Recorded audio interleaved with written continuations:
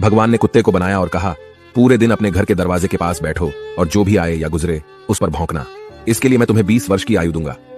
कुत्ते ने कहा, यह बहुत लंबा समय है भौंकने के लिए, मुझे केवल 10 साल ही दीजिए और बाकी 10 मैं आपको वापस करता हूं। भगवान मान गए।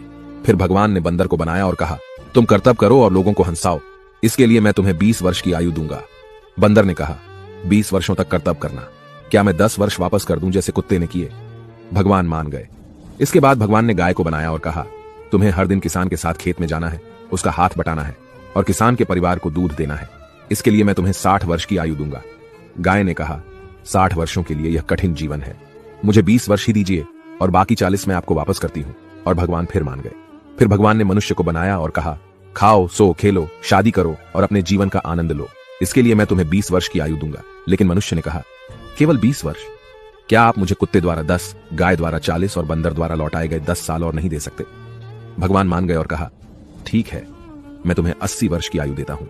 इसलिए हम पहले 20 वर्ष में खाते, सोते, खेलते और आनंद लेते हैं। अगले 40 वर्षों में हम अपने परिवार को सपोर्ट करने के लिए सूरज में मेहनत करते हैं। अगले 10 वर्षों में हम अपने पोते पोतियों के मनोरंजन के लिए बंदर की तरह कर्तव्य करते हैं और आखिरी 10 वर्षों में हम बरामदे में बैठकर सभी पर चिल्लाते हैं। यही मानव जीवन है। ऐसी और कहानियों से सीखने के लिए जेनिथ अपलिफ्ट को